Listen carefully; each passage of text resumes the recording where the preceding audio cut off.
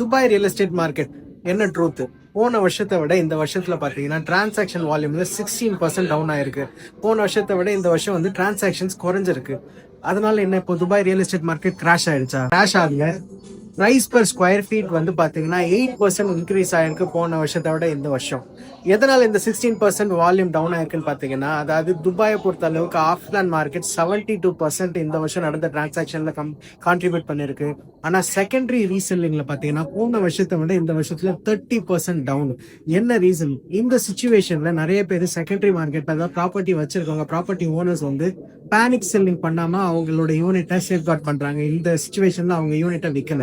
ஆனா of plan புது புது ப்ராஜெக்ட்ல பாத்தீங்கன்னா இன்னுமே அந்த சேல்ஸ் வால்யூம் எடுத்துக்கிட்டே தான் இருக்கு. போன வருஷத்தை விட இப்ப இந்த சுச்சுவேஷனால குறைஞ்சிருக்கே தவிர்த்து இந்த மார்க்கெட் கிராஷ் ஆகல, ஸ்டெபிலைஸ் ஆகுது, மெச்சூர் ஆகுது.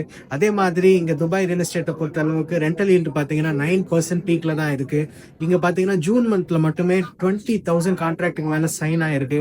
ஸோ ரெண்டல் டிமாண்டும் நல்லாவே தான் இருக்கு. So Dubai real estate market நீங்க ஹார்ட் டேட்டாவை பாத்தீங்கன்னாலே தெரியும், கிராஷ் கிடையாது, ஸ்டெபிலைஸ் ஆகுது, மெச்சூர் ஆகுது. அதே மாதிரி இந்த ஜியோ பொலிட்டிக்கல் சுச்சுவேஷனால ஒரு சில கேட்டலிஸ்டும் இருக்கு. But Dubai real estate market any day it's a good investment.